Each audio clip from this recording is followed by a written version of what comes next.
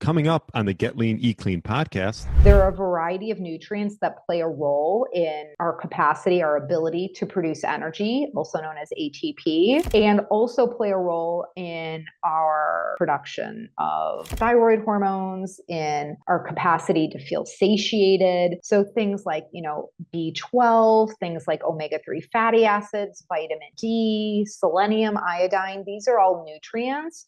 If they are not in the optimal level, which again, just like we talked about with insulin, there's a big difference between lab normal and optimal. They're going to play a role in slowing down the metabolism. This week, I interviewed the founder of Well Empowered, Dr. Jessie Hehmeyer.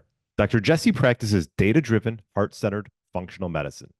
We discussed the importance of adding resistance training to your routine, along with labs to get tested, 5 overlooked root causes of a slow metabolism, Dr. Jessie's principles of natural health, is there such a thing as natural Ozempic, and her one tip to get your body back to what it once was.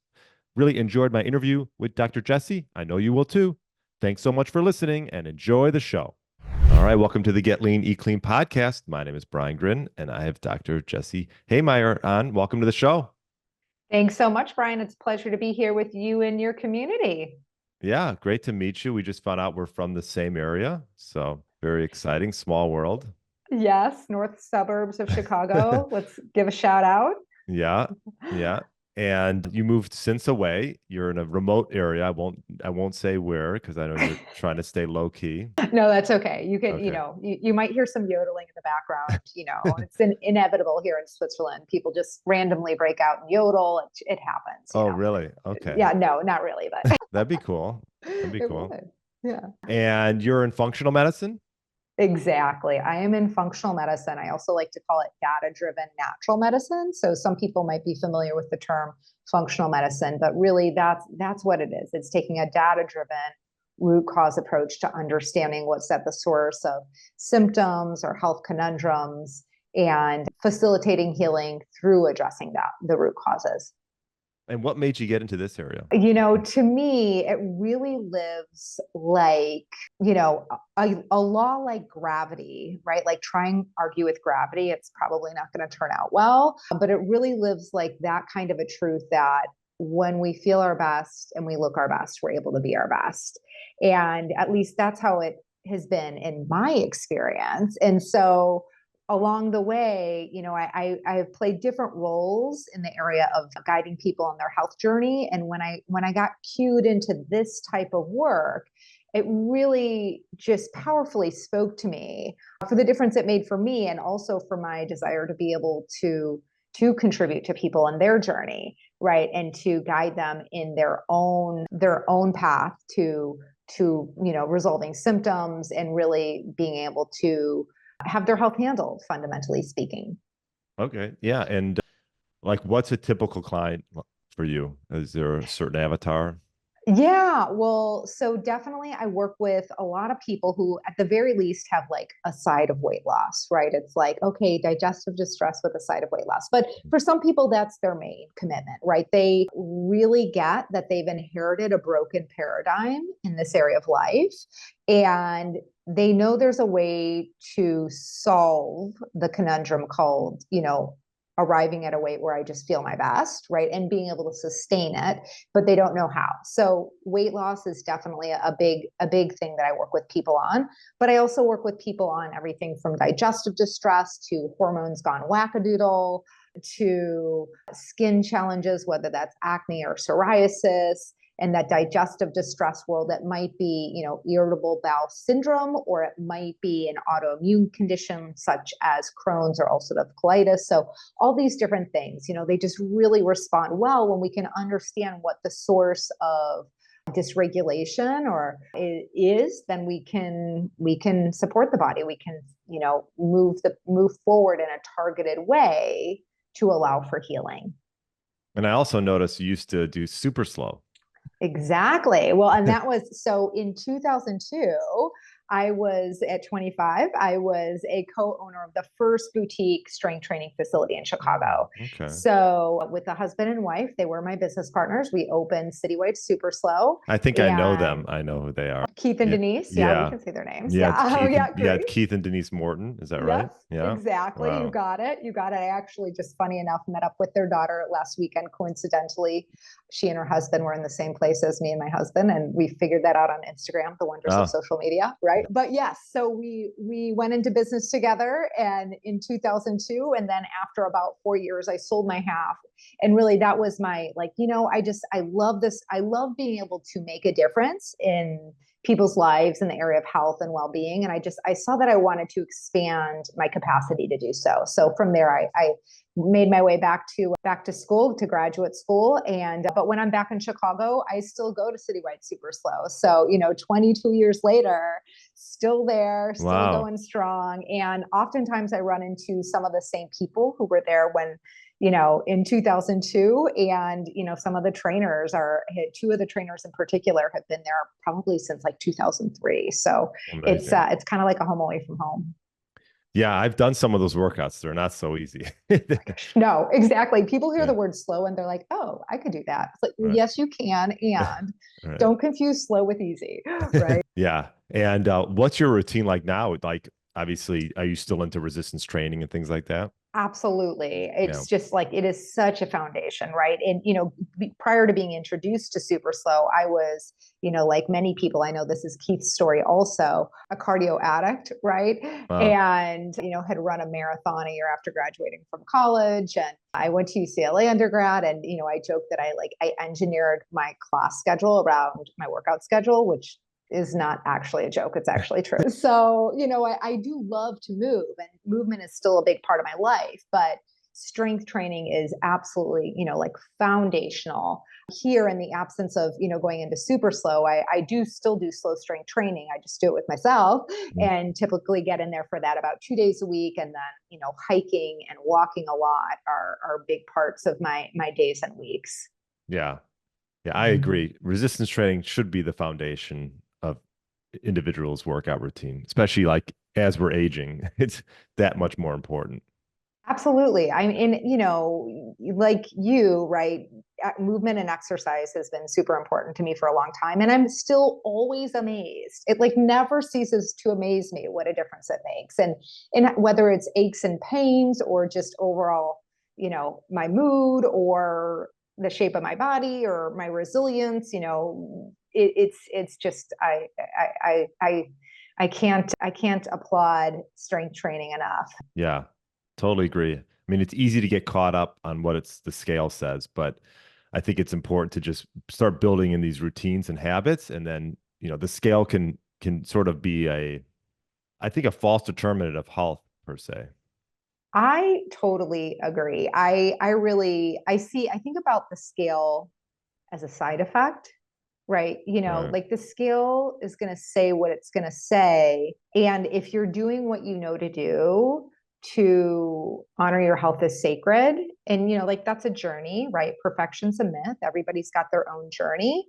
But if people are really doing that, engaging in that work in earnest, then the side effect is the scale's just going to look how it looks, and your body's going to find a place that it really is meant to be. Like you, I don't get overly caught up on the number on the scale for myself or for others. I really want to look at the whole picture. I want to see the labs. I want to see that the labs reflect vitality.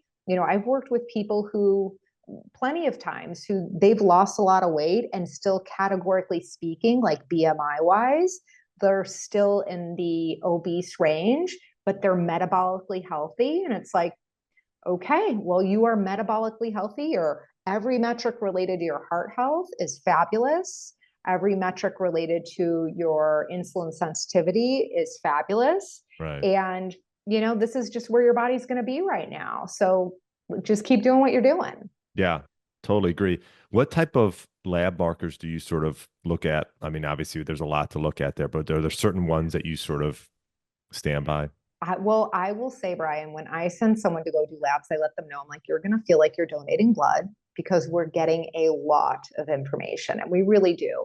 But certainly there are some mainstays, right? I want to know inflammation, right? Inflammation, inflammatory markers, which is a knowable thing, right? Sometimes people suspect inflammation is elevated based on symptoms. They might say, oh, my joints hurt, or my skin's red, or I'm bloated. And to them, maybe they feel like that might be connected to inflammation. And oftentimes they're right. But way more often than not, inflammation is silently elevated. But we can test that. We don't have to wonder, right? So things like HSCRP and homocysteine, those are kind of mainstays for me. I might look elsewhere if I have whether it's in the gut. ESR is another inflammatory marker. I don't use that as much because it's kind of more about like an acute infection rather than long term. But those are some things that I always look at. Certainly insulin sensitivity via fasting insulin. And then there are some fancier assessments we can do on that. There are a variety of nutrients I'm always looking at because these are all interrelated, right? If inflammation is elevated, yeah, we need to know that, but we also need to see if we can figure out why it's elevated. And it's oftentimes, multiple factors coming together. And then we have regular things like a comprehensive thyroid assessment rather than just one number, TSH. And yeah, I mean, I will assess heart health through a cholesterol panel, but I do much, much more than that. I'm looking at ApoA and ApoB and lipoprotein A, and just all kinds of other markers that give us greater insight into what's the likely future. We want to be voting for health and vitality and what's known as compression of morbidity. And compression of morbidity is fundamentally saying, like, what we would all wish for is to live a very long and very healthy life, and like frolic in the ocean on one day at 120 and then like wake up dead the next day, right? That's compression of morbidity. Oh, I gotcha. I've never heard it termed that way, but now I gotcha. Okay. Yeah. Regarding like metabolism, I wanted to ask you, this was on your website as well, like 5 commonly overlooked causes of a slow metabolism. Yes. Well, the number one is elevated inflammation. Okay. And I actually wrote my thesis paper on this for my master's. It's just super duper interesting. But, like the long story short is inflammation is designed, we should have more inflammation if we're injured or if we're ill. It actually serves a purpose in the healing process. And if you go back hundreds and thousands of years, it would have been really important to our ancestors, if they were injured or ill, to be able to conserve the calories they had, right? Because they couldn't go out and get more food if they were injured or ill. So same thing happens today, regardless of the source of inflammation, right? So when inflammation is chronically elevated, and again, we can measure that, then the body is going to do 2 things. It's going to slow down the metabolism. It's going to conserve fuel. It's also going to tap down our satiety hormone. So meaning you're going to be hungrier, right? So your metabolism is going to be slow and you're going to be hungrier. So that's one thing, that elevated inflammation. Another thing that commonly is, unrecognized contributor to a slow metabolism is suboptimal insulin sensitivity, which is different than abnormal. So fasting insulin, which, we mentioned briefly before, when we do a lab test, lab normal is often up to 20, 23, in that range. But to me, anything above 7 is suboptimal. That's a huge gap, right? People are going to be getting, green light, everything's great, and their fasting insulin is 11, 12, 13, 14, 15. Mm-hmm. To me, it's like the sirens are already going there. And the reason that this is so, as it pertains to your metabolism, is when insulin sensitivity is decreased, fundamentally what we're going to do is our body's going to produce more insulin. Insulin's job is to help cells absorb glucose, one of its many jobs. And so when the cell doesn't hear the message of insulin, which is decreased insulin sensitivity, then our body's just going to produce more insulin. But the other job of insulin is to tell the body to store fuel, AKA conserve it. Don't, store fat, right? So impaired insulin sensitivity, suboptimal insulin sensitivity, again, I see that as anything above 7 is going to affect our metabolism. Number 3 is, I like to say, detox pathways gunked up. I know, very technical term there, but simply put, when our detoxification pathways, which the word detox is like super chic these days, right? But it's actually referring to, kind of 3 foundational processes. We could say more, but at least 3. And if those aren't working very well, toxins will be elevated, which create more inflammation. But also, one of the things that's commonly just, not known by a lot of people is that our hormones go through those detox pathways also. So when our hormone metabolism is altered, so too is whether we're storing fat or burning fat. So sex hormones in particular, and estrogen being the main player in that one. So detox pathways gunked up is definitely going to play a role there. Number 4 is nutrient insufficiencies. There are a variety of nutrients that play a role in our capacity, our ability to produce energy, also known as ATP, and also play a role in our production of thyroid hormones, in our capacity to feel satiated. So things like, B12, things like omega-3 fatty acids, vitamin D, selenium, iodine, these are all nutrients. If they are not in the optimal level, which again, just like we talked about with insulin, there's a big difference between lab normal and optimal. They're going to play a role in slowing down the metabolism. And then the 5th and final aspect that is commonly overlooked is stressors of all flavors, right? So oftentimes when we think about stress, we think about psychological stress, emotional and psychological stress, and that is a real stress, right? We can all relate to that. But beyond the psychological stressors, we also have physiological stressors. In physiological stressors, these could be things like chronic infections. They could be things like low nutrients. They could be things like blood sugar roller coaster, insufficient sleep, right? These are all different types of physiological stressors. And the punchline of all of them, whether it's psychological or physiological, is elevated cortisol. And elevated cortisol is one of our body's favorite fat storage hormones, right? It's gonna cue the body store fat. It's also going to, decrease that satiety hormone message, so to speak. So it's gonna make us hungrier. It's also going to promote cravings in other ways. But those are the 5 things that are commonly overlooked as sources of slow metabolism. And do you have like what are some of your best outcomes with some of your patients that you've had through the years? Yeah, I mean, it depends on, best outcomes. Okay, let's see. Like, I love yeah, you talking could just about this, pick right? one or 2. Yeah. I'll pick a few. Well, so one thing that comes to mind is there was a woman who I worked with who she came to see me after her second babe, and she was exhausted. And she's like, "Listen, I know having kids makes you tired. This is like another level, right?" It was like not normal level of fatigue. She'd had some labs done before coming to see me, and her liver enzymes were elevated. She had done the appropriate follow-up to make sure there was nothing, quote unquote, scary going on. There was no pathology. There was no disease state. So they were kind of like, don't know why. I'm like, well, yeah, there's a reason, right? So we dug in and we poked around and we found a few different causes of the elevated liver enzymes. But we also, related, because again, nothing lives in isolation in our body, right? Even though, a more traditional approach will put things in little buckets and send you to specialists, which has its place. I'm not anti that. In her case, she really just did need an integrated approach. So we found that she had a variety of nutrients that were super low.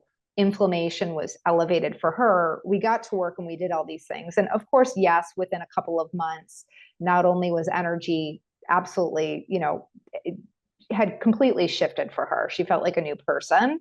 But one of the things that was really cool was about 6 months later, in an appointment, casually she said, "Oh, you know what? I forgot to tell you.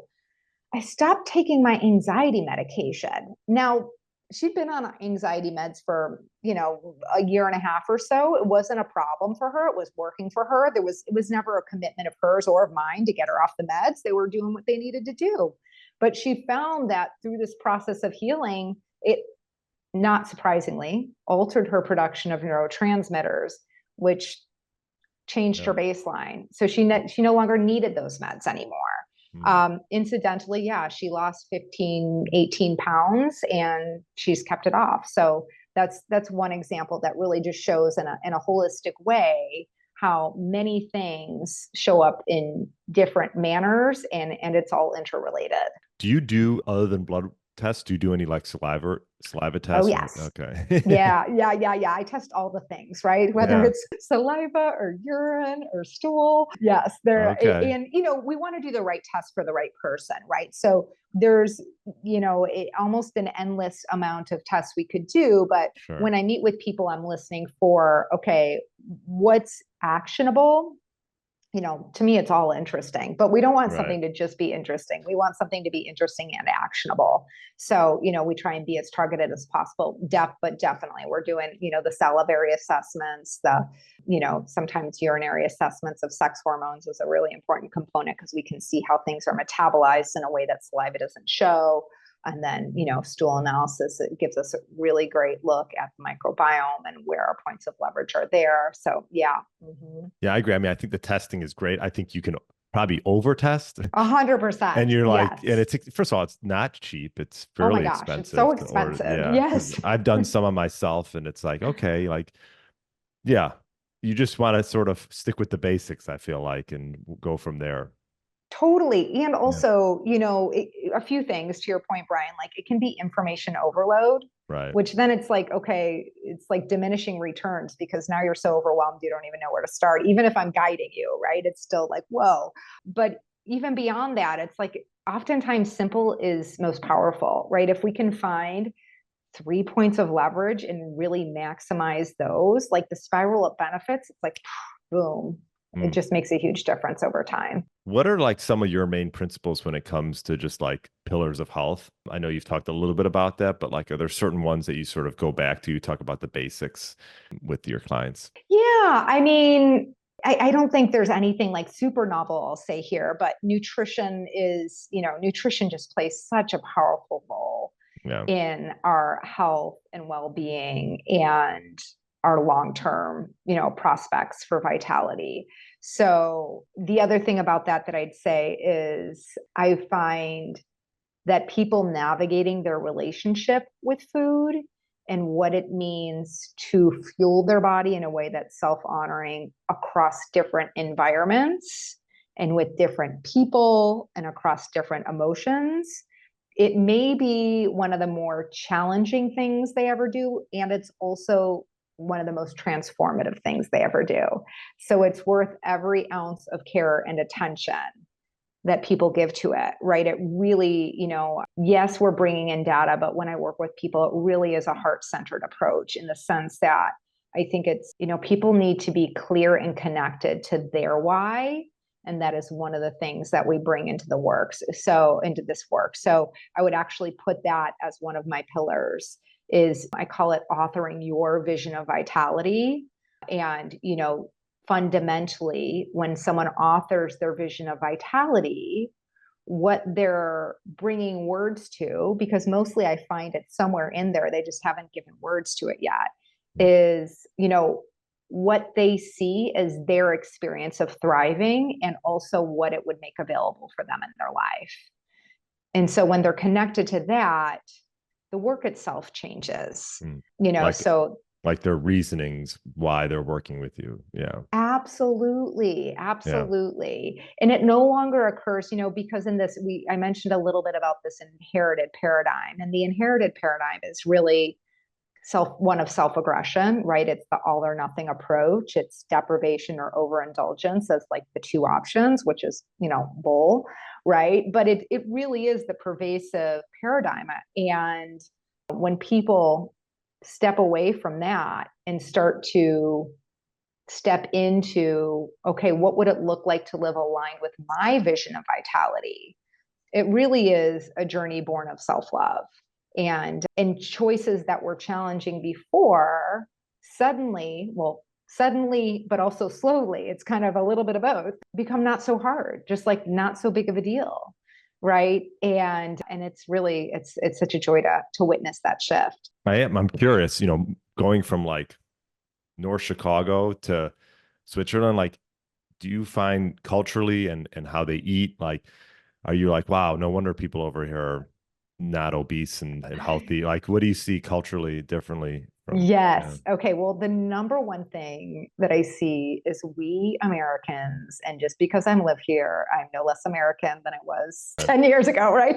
We are spazzes. I mean, we are total frenetic spazzes. Like the pace we move at Oh, is compared to it's just like Switzerland. laughable. Oh my Yeah. gosh.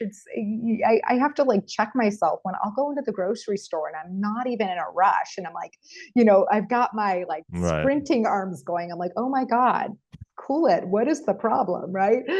So first of all, just overall, their pace of life is totally different. How they eat, like in the time they give to eating, is totally different. I mean, we live in Lucerne, and the majority of the shops and stores, now there's like the super touristy area where it's not going to be true, but the majority of the shops and stores elsewhere are closed from anywhere from an hour and a half to 2 hours for lunch, which is like laughable, right, to us. I mean, to me, I'm like, I mean, can't you just like eat while you're working like a normal person? Right. But it's, I mean, wow, what a great thing to actually prioritize. Okay, now we step away from work and Right. we fuel our body, and we probably do that while we're socializing, which is great. Sure. So there's that aspect. And then, yeah, overall, like the quality of the food is less processed. There's no salads. There's no like Sweet Green salad store kind of place here. Like people aren't eating loads and loads of salad. They're just Sure. eating less processed food and a whole lot less of it as a whole. Yeah. Yeah, that's interesting when you go to just different areas across the globe, like how culturally different they are than in the United States. Yes. Yeah, that's interesting.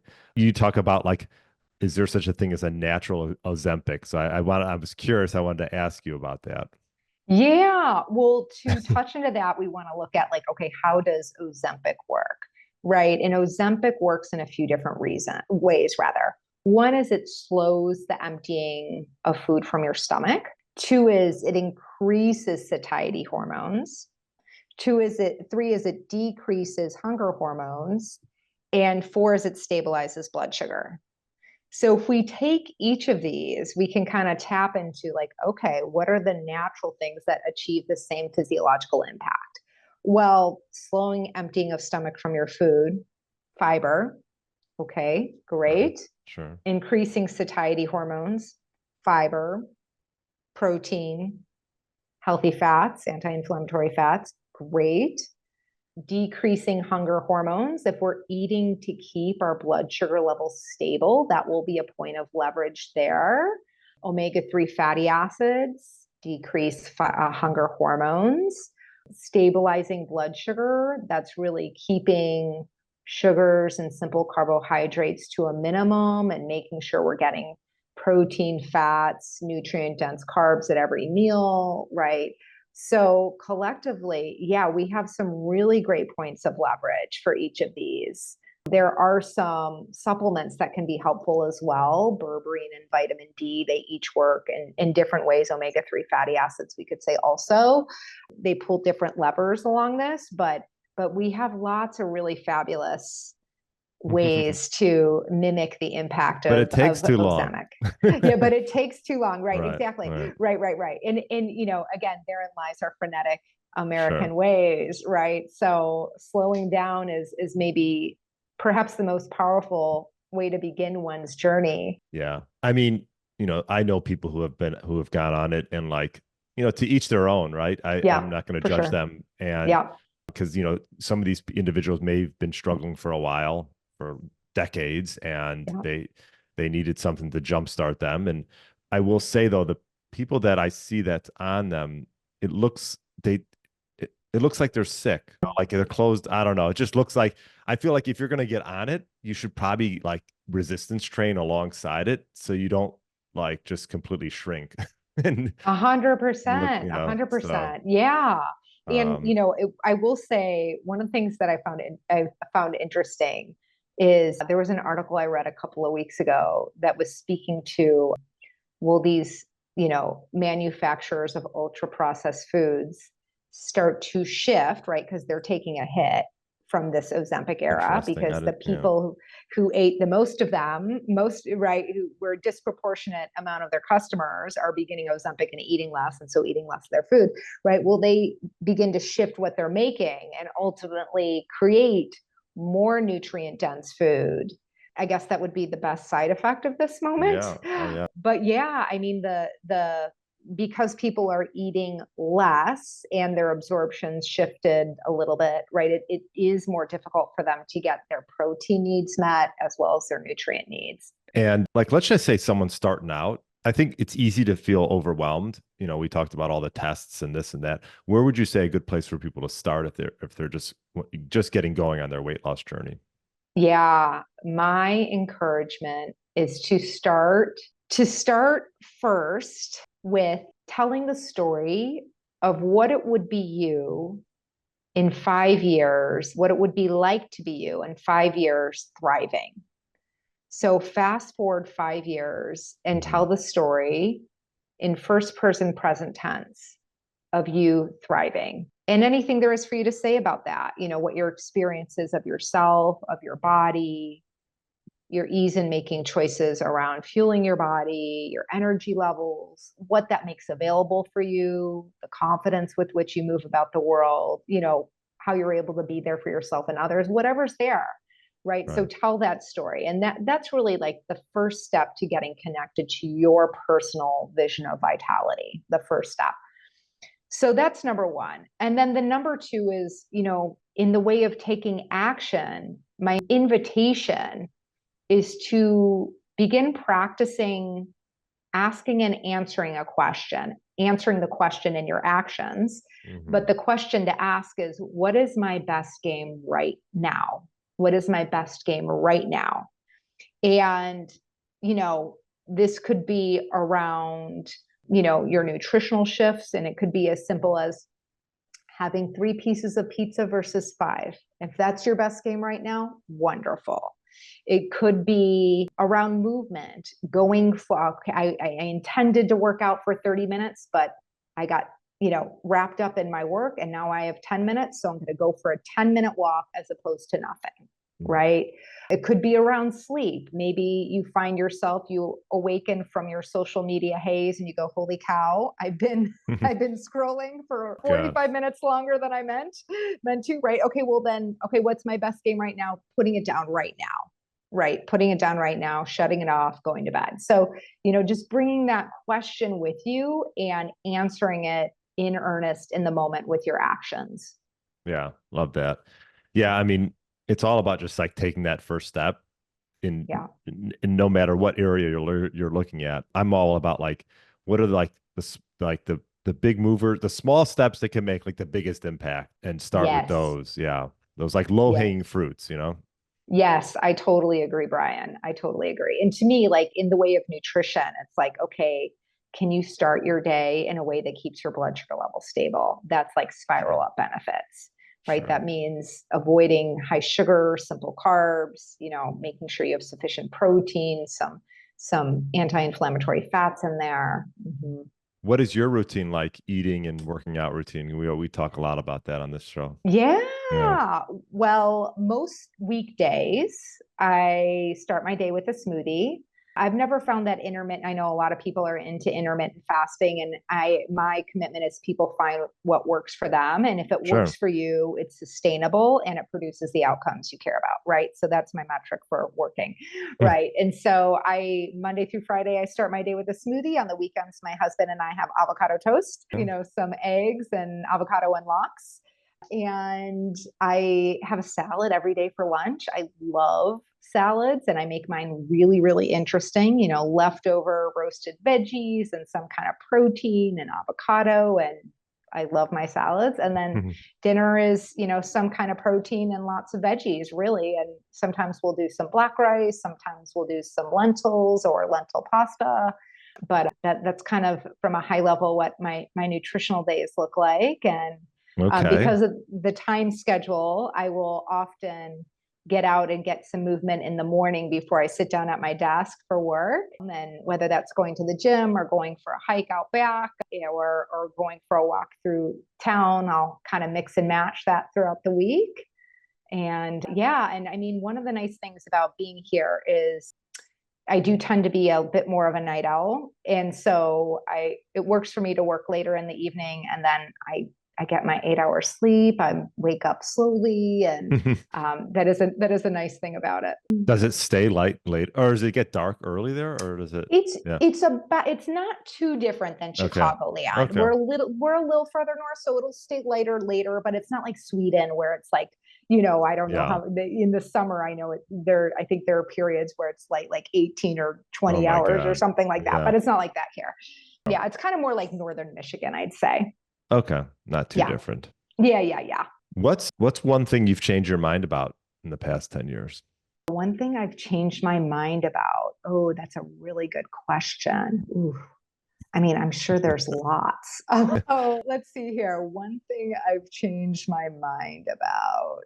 Oh, I would say, I don't know that this is really changing my sleep. Sleep would be the biggest thing, right?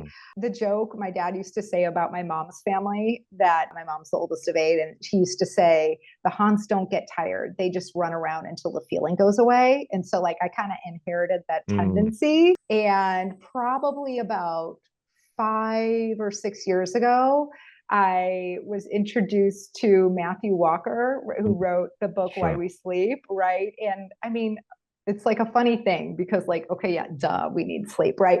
But I have always found for myself, when I really learn things on a deeper level, when I understand the physiological impact and see, really look under the hood at the magic that happens on a physiological level, it helps me get myself on board in a way that, just kind of knowing we should sleep, right? Never really did the trick. So for me, it really has been shifting how I prioritize sleep.